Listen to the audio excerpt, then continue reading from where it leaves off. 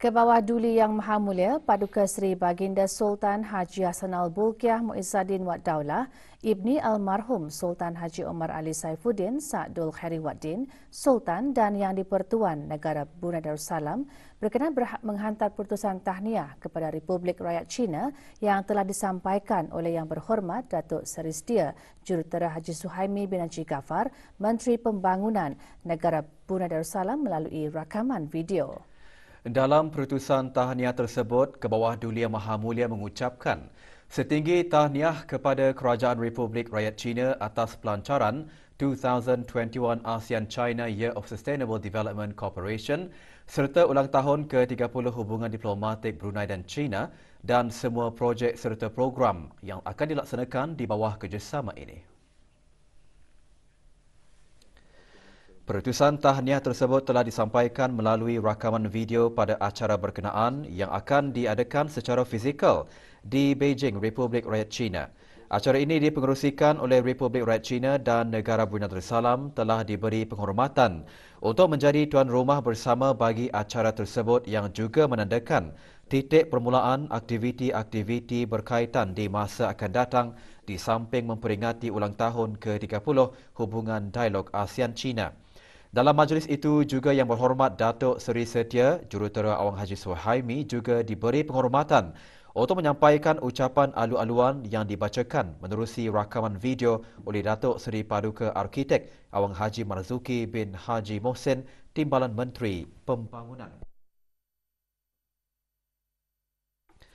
Dalam ucapannya, Yang Berhormat Datuk menekankan akan kepentingan dalam memperkasakan usaha rantau ASEAN dan rakan-rakan dialog dengan strategi yang dapat dilaksanakan untuk mencapai pembangunan lestari melalui persefahaman dan kerjasama yang lebih mendalam. Yang Berhormat Datuk juga menambah bahawa beberapa usaha sedang dan telah diungkayahkan yang melibatkan rantau ASEAN secara amnya ke arah mencapai pembangunan lestari.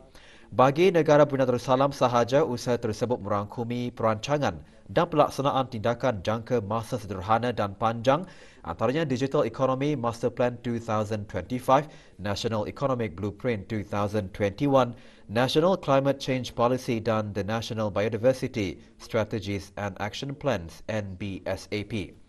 Majlis perasmian sehari itu mengumpulkan para peserta dan perwakilan dari Republik Rakyat China, Sekretariat ASEAN dan juga kedutaan negara-negara anggota ASEAN. Towards achieving sustainable development nationally, regionally and globally, Brunei Darussalam too stands committed in pursuing sustainable growth.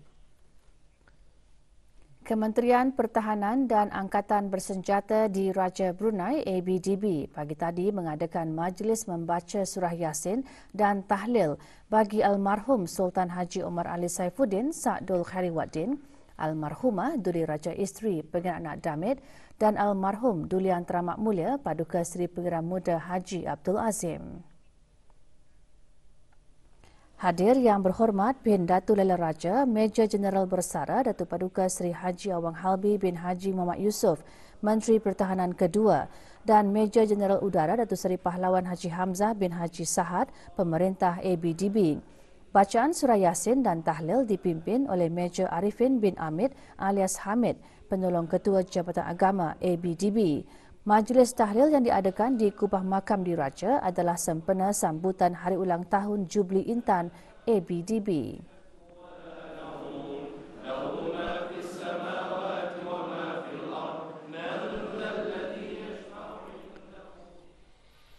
Mesyuarat Jawatan Kuasa Perundingan Bersama Fasilitasi Perdagangan ASEAN ATF JCC kali ke-20 diadakan secara persidangan video selama 2 hari yang berakhir hari ini. Persidangan berlangsung di Kementerian Kewangan dan Ekonomi. Mesyuarat dipengerusikan oleh Dr. Hajamai Faizah binti Haji Ahmad Arifin, Setiausaha Tetap Ekonomi di Kementerian Kewangan dan Ekonomi selaku pengerusi ATF JCC bagi tahun 2021. Berikutan mesyuarat ATF JCC kali pertama pada bulan Januari lalu, mesyuarat kali ini turut membincangkan mengenai dengan status terkini bagi ASEAN Work Programme on Trade Facilitation termasuk perkembangan pelaksanaan pelan tindakan di bawah ASEAN Comprehensive Recovery Framework ACRF Program Kerja dan Keutamaan Memudah Cara Perdagangan ASEAN bagi tahun 2021 dan Non-Tariff Measure Cost Effectiveness Toolkit (NTM) Toolkit. Konsultasi bersama Majlis Perniagaan yang berkaitan dan rakan-rakan bantuan teknikal juga diadakan. Mesyuarat juga telah pun mengesahkan NTM Toolkit iaitu salah satu hasil keutamaan ekonomi bagi negara Brunei Darussalam sebagai pengerusi ASEAN 2021. Mesyuarat dihadiri oleh wakil-wakil daripada negara-negara anggota ASEAN serta pengerusi atau wakil daripada badan-badan sektoral ASEAN yang berkaitan. 2 kes import jangkitan COVID-19 disahkan sembuh dengan tiada kes jangkitan baharu dicatatkan hari ini. Agama Islam mengharamkan segala bentuk penipuan baik dalam setiap urus niaga, muamalat ataupun dalam urusan sesama manusia. Perinciannya selepas ini teruskan bersama Berita Perdana.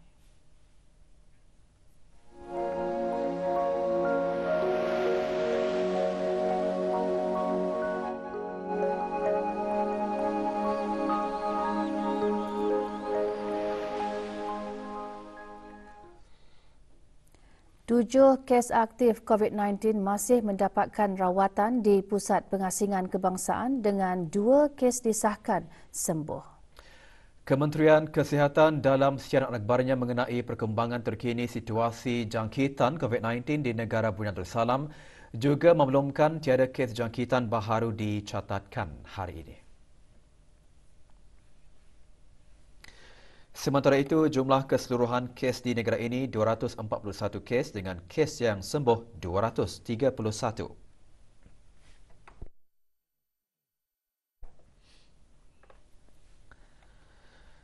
Kes terakhir jangkitan tempatan COVID-19 dilaporkan pada 6 Mei 2020, manakala jumlah kes import sejak kes jangkitan terakhir tempatan dilaporkan sebanyak 100 kes.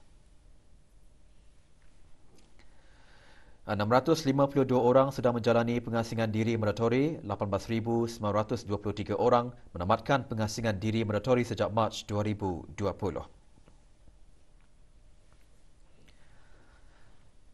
Manakala 559 ujian virus SARS-CoV-2 telah dilaksanakan, menjadikan jumlah keseluruhan ujian makmal yang dijalankan sejak Januari 2020 kepada 127,823 ujian.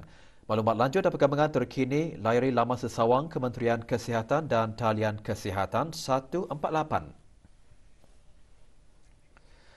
Sementara itu, Kementerian Kesihatan dalam siaran media yang menyatakan mengenai pengembalian semula penggunaan aplikasi dan perkhidmatan BruHealth.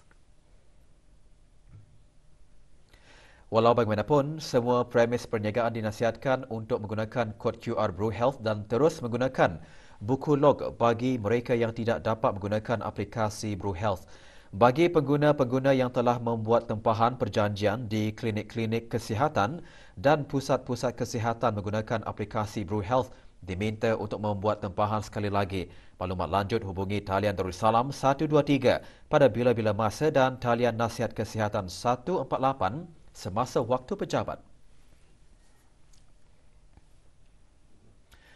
Agama Islam mengharamkan segala bentuk penipuan baik dalam setiap urus niaga, muamalat ataupun dalam urusan sesama manusia. Walau bagaimanapun, masih terdapat juga segelintir orang di kalangan masyarakat yang tergamak memperdaya dan melakukan penipuan dengan pelbagai helah menerusi skim-skim penipuan kewangan semata-mata bagi mengaut keuntungan. Antara inisiatif dan langkah berhati-hati yang boleh diambil bagi memastikan diri dan keluarga agar tidak tertipu dengan skim-skim penipuan kewangan ialah dengan melakukan tapisan iaitu memeriksa dan menyemak terlebih dahulu dengan pihak berkuasa sebelum membuat sebarang pelaburan. Perkara tersebut antara intipati khutbah Jumaat hari ini bertajuk Berwaspada Terhadap Penipuan Kewangan. Bagi mengelakkan diri kita daripada menjadi mangsa penipuan kewangan ini, kita hendaklah sentiasa berwaspada dengan berpandukan kepada hukum syarak dan mematuhi undang-undang negara. Oleh itu, Mana-mana skim yang ditawarkan kepada orang ramai di negara ini hendaklah dirujuk kepada pihak Autoriti Monetary Brunei Darussalam AMBD. Dalam pada itu, sekiranya orang ramai merasakan bahawa diri mereka telah tertipu dan menjadi mangsa kepada taktik-taktik penipuan kewangan, maka segeralah membuat laporan polis untuk siasatan lanjut. Sebagai umat Islam, kita hendaklah membelanjakan rezeki yang diperolehi itu dengan bijak mengikut lunas-lunas agama. Oleh itu, marilah kita sama-sama muhasabah diri, peka dengan tindak tanduk penipuan kewangan, termasuklah sering mendapatkan maklumat yang jelas daripada pihak berwajib, di samping kita terus-menerus menanai sikap menabung dan memupuk sikap berbelanja dengan berhemat demi masa depan yang lebih baik. Satu insiden kebakaran dilaporkan berlaku di bangunan kawasan Jalan Kiangke. Kebakaran berlaku awal pagi tadi. 30 orang anggota bomba dari Balai Bomba Bandar Seri Begawan, Balai Bomba Beribi, Balai Bomba Sungai Kebun dan Balai Bomba Pelancaran dikejarkan ke tempat kejadian. Kebakaran berjaya dikawal dalam masa 15 minit dan merosakkan keseluruhan tingkat 2 bangunan. Punca kebakaran dan kerugian masih dalam siasatan.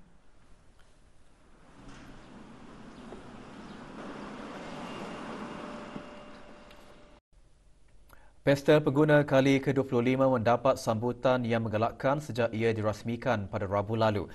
Pesta yang bertemakan Local Edition atau edisi tempatan berlangsung di Dewan Bridex Jerudong.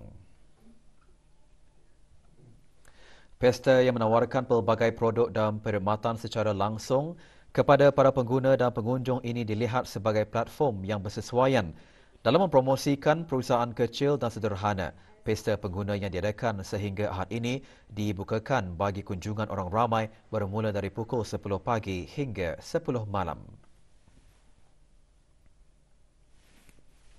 Alhamdulillah selama 3 hari menyertai Consumer Fair, pelanggan biasa kami ada kemari untuk menanyakan produk dan juga ada kesamaan yang baru juga.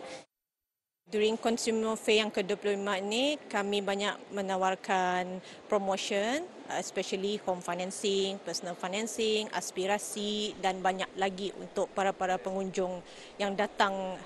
Alhamdulillah banyak sambutan, banyak customer-customer mengagar ke Consumer Fair dan banyak customer baru juga. Alhamdulillah sepanjang kami 3 hari di sini, sambutan agak sangat menggalakkan. So far dari pagi ke petang ke malam. Insurans Islam Tabung Amanah Islam Brunei Taib General Takafus dan Berhad IK merupakan sebuah skim bantuan kecemasan di jalan raya yang menyediakan pelbagai manfaat dan perkhidmatan.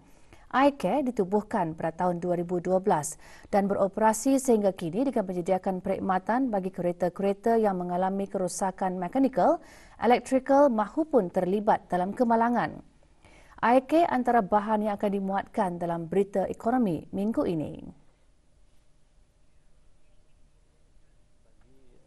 iCare Roadside Assistant ini, diorang ada memecah dua servis lah, maksudnya adalah untuk Roadside Assistant ini membantu bagi kenderaan yang mengalami kerosakan flat battery, tayar pancit, kehabisan minyak itu mengantar passenger untuk orang ramai yang mengalami kerosakan dan terkunci kereta. So itu yang servis-servis bagi Roadside Assistant dan selebihnya towing service. Perkhidmatan ini semakin berkembang dengan memperluaskan perkhidmatannya ke negara-negara jiran untuk membantu pelanggan-pelanggan yang mengalami kerosakan di luar daerah atau di luar dari negara ini. Ikuti paparannya dalam berita ekonomi Ahad ini, 30 Mei ini pukul 7 malam melalui saluran RTB Perdana dan siaran ulangan pada hari Isnin 31 Mei pukul 2.30 petang. Sempena Jubli Intan Angkatan Bersenjata di Raja Brunei ke-60 tahun, Jabatan Perkhidmatan Pos akan mengeluarkan sistem kenang-kenangan pada hari Isnin 31 Mei 2021. Sebenarnya itu, para pengumpul dan penggemar stem dialulukan untuk berkunjung ke 8 buah cawangan pejabat pos seluruh daerah bagi mendapatkan surat rasmi hari pertama dan stem-stem yang dijual di kaunter-kaunter cawangan pos di Galeri Stem. Pejabat Pos Bandar Seri Begawan, Pejabat Pos Pusat Pemproses Mel dan Bungkusan, Pejabat Pos Muara, Pejabat Pos Sengkurong, Pejabat Pos Tutong, Pejabat Pos Seria, Pejabat Pos Mumong, Kuala Belait dan Pejabat Pos Bangar Daerah Tempurung. Penjualan keluaran stem kenang-kenangan akan dibuka bermula pukul 11 pagi hingga 3 petang. Sempena sambutan Jubli Intan Angkatan Bersenjata di Raja Brunei ABDB yang akan diadakan di Bandar Seri Begawan pada 31 Mei 2021 raptai penuh, sambutan tersebut akan diadakan esok Sabtu 29 Mei 2021 dari pukul 8.30 pagi hingga 10.30 pagi. Beberapa jalan utama di Bandar Seri Begawan, Jalan Sultan Omar Ali Saifuddin, Jalan Elizabeth II, Jalan MacArthur, Jalan Kianggeh, Jalan Residensi, Jalan Priti dan Jalan Sumbiling, Jalan Stony dikawal selia sepanjang raptai. Latihan keselamatan bersepadu pasukan polis di Raja Brunei dan Regimen Khas Angkatan Bersenjata di Raja Brunei akan diadakan malam ini dan awal pagi esok. Latihan melibatkan polis kawalan diraja dan pasukan gerak khas pasukan polis di Raja Brunei dan Regimen Pasukan Khas Angkatan Bersenjata di Raja Brunei di kawasan Bandar Seri Begawan bermula pukul 10 malam hingga 2.30 pagi. Orang ramai yang tinggal berdekatan dinasihatkan untuk tidak berasa cemas semasa latihan bersepadu diadakan.